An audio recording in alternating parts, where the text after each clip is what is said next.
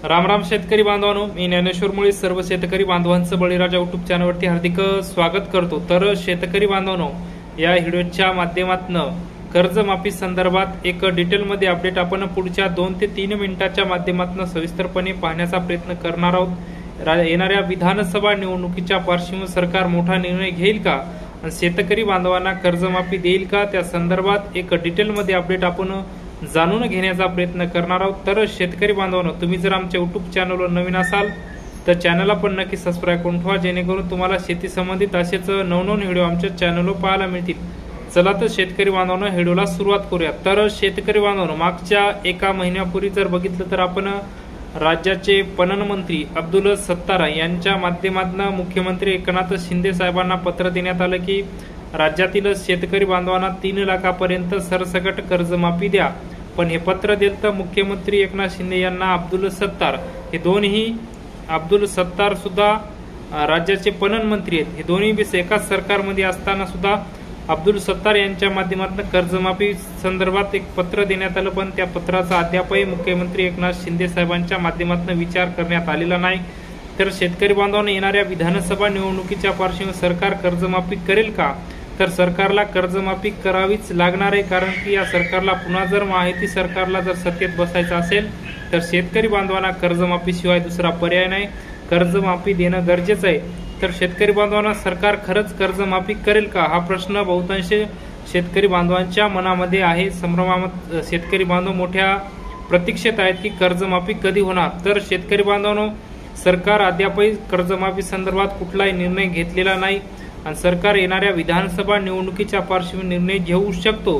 कारण की महायुती सरकारला जर पुन्हा सत्तेत यायचं असेल तर कर्जमाफी शिवाय दुसरा पर्याय नाही, त्यामुळे सरकार कर्जमाफीचा निर्णय घेऊ शकतं। तर शेतकरी बांधवांनो, कुठल्याही प्रकारचं सध्या तरी कर्ज भरू नका, कारण की राज्याच्या एकदा विधानसभा निवडणुका पार पडू द्या।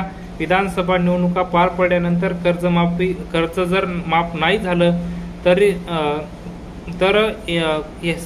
कर्ज जर माफ नाही जर या सरकारनं केलं, कारण की सरकारनं केलं तर येणाऱ्या काळामध्ये जर यांचं सरकार नाही आलं तर काँग्रेसचं सरकार आलं तर ते सरकार कर्जमाफी करणार, अशी घोषणा नाना पटोले यांच्या माध्यमातून तर अगोदरच सांगण्यात आली। आमचं जर सरकार सत्तेमध्ये आलं तर आम्ही शेतकऱ्यांना कर्जमाफी देऊ।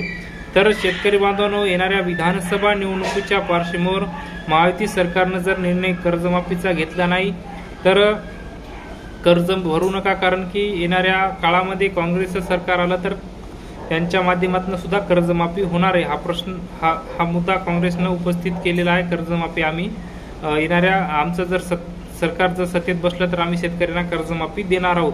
तर शेतकरी बांधवांनो, सरकारला कर्जमाफी करावीच लागणार आहे, कारण की शेतकरी बांधवांची मतं वळवायची असतील तर कर्जमाफीशिवाय दुसरा पर्याय नाही। तर मागच्या कार्यकाळात जर बघितलं आपण तर 2017 मध्ये राज्याचे मुख्यमंत्री होते देवेंद्र फडणवीस साहेब यांच्या माध्यमातून छत्रपती शिवाजी महाराज कर्जमुक्ती योजना राबवली आणि त्या योजनेअंतर्गत 1.5 लाखापर्यंत सरसकट कर्ज माफ केलं होतं। तर शेतकरी बांधवांनो, या कर्जमाफीमध्ये 68% शेतकरी बांधवांचा 7/12 कोरा झाला होता, कर्जमाफीचा लाभ मिळाला होता। त्यानंतर महाराष्ट्राच्या विधानसभा निवडणुका लागल्यानंतर 2019 मध्ये सरकार बदललं। 2019 मध्ये महाविकास आघाडीचं सरकार आलं, राज्याचे मुख्यमंत्री बनले उद्धवसाहेब ठाकरे। तर यांच्या माध्यमातून महात्मा ज्योतिराव फुले शेतकरी कर्जमुक्ती योजना राबवली आणि या योजनेअंतर्गत 2 लाखापर्यंत सरसकट कर्जमाफी केली। तर या दोन्ही योजनेमधून अद्यापही 6.5 लाख शेतकरी बांधव कर्जमाफीपासून वंचित राहिलेले आहेत। तर सरकारला जर कर्जमाफी करायची असेल तर अगोदर या 6.5 लाख शेतकरी बांधवांचा विचार करावा, नंतर कर्जमाफी करावी। पण अद्यापही कर्जमाफीची कुठली घोषणा नाही। दिनांक 21 ऑगस्ट 2024 रोजी कृषी प्रदर्शन कार्यक्रम परळी येथे आयोजित करण्यात आला होता। त्या कार्यक्रमाला राज्याचे मुख्यमंत्री एकनाथ शिंदे साहेब उपस्थित होते, राज्याचे दोन्ही उपमुख्यमंत्री उपस्थित होते, देवेंद्र फडणवीस साहेब, अजितदादा पवार साहेब, राज्याचे कृषी मंत्री धनंजय मुंडे साहेब उपस्थित होते। तर देशाचे प्रमुख पाहुणे म्हणून शिवराज सिंह चौहान कृषी मंत्री उपस्थित होते, देशाचे कृषी मंत्री। तर यांच्या उपस्थित मुख्यमंत्री एकनाथ शिंदे यांनी बोलताना असं सांगितलं की आम्ही शेतकरी बांधवांसाठी लाडका शेतकरी योजना राबवणार आहोत। लाडकी बहीण योजना राबवली महिलांसाठी. तर शेतकरी बांधवांनो, विद्यार्थ्यांसाठी लाडका भाऊ योजना राबवली. तर आता शेतकरी बांधवांना काय द्यावं म्हणून शेतकरी बांधवांसाठी लाडका शेतकरी योजना राबवली. तर त्या योजनेमध्ये अद्यापही त्या योजनेची अंमलबजावणी झालेली नाही, काही नाही. तर शेतकरी बांधवांनो, सरकारला जर कर्जमाफी करायची असेल तर अगोदर 6.5 लाख शेतकरी बांधवांची कर्जमाफी करावी. त्यानंतर उर्वरित कर्जमाफीचा विचार करावा. 2017 आणि 2019 मध्ये जेवढे शेतकरी अपात्र राहिले होते त्यांचा अगोदर विचार करावा. तर 21 ऑगस्ट रोजी झालेल्या कार्यक्रमामध्ये शेतकरी बांधवांसाठी कुठलाही निर्णय घेण्यात आला नाही. फक्त आणि फक्त कापूस आणि सोयाबीनच्या अनुदानाचे जे पैसे आहेत ते पैसे लवकरात लवकर वाटप करू असं सांगण्यात आलं होतं आणि ते पैसे 10 सप्टेंबर 2024 पासून वाटप सुद्धा करण्यात येणार आहेत. तर शेतकरी बांधवांनो, त्यानंतर त्या कार्यक्रमामध्ये नमो शेतकरी महासन्मान निधीचा 4था हप्ता वितरित करण्यात आला.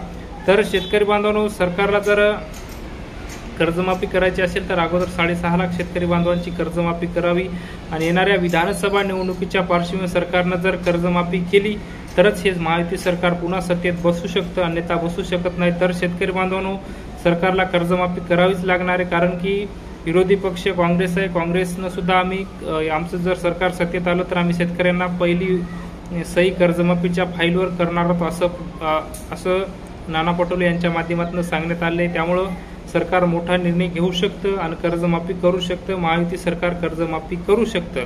तर शेतकरी बांधव, सध्या तरी कुठल्याही प्रकारचं कर्ज भरू नका. कर्ज भरायची त्याच गरज नाही, कारण की येणाऱ्या विधानसभा निवडणुका झाल्यानंतर कर्ज भरण्याचा विचार करा. तर शेतकरी बांधवांनो, हे होतं कर्जमाफी संदर्भात एक डिटेलमध्ये अपडेट आम्ही आमच्या व्हिडिओच्या माध्यमातून आपल्यापर्यंत सांगण्याचा प्रयत्न केला. तर हे अपडेट आपल्याला कसं वाटलं ते आपण कमेंट बॉक्समध्ये नक्की कळवावं. तुम्ही जर आमच्या यूट्यूब चॅनलवर नवीन असाल तर चॅनलला पण नक्की सबस्क्राईब करून ठेवा, जेणेकरून तुम्हाला शेती संबंधित असेच नवनवीन व्हिडिओ आमच्या चॅनलवर पाहायला मिळतील. चला तर शेतकरी बांधवांनो, सुट्टा शीतत थांबतो, तुमची रजा घेतो. तोपर्यंत धन्यवाद.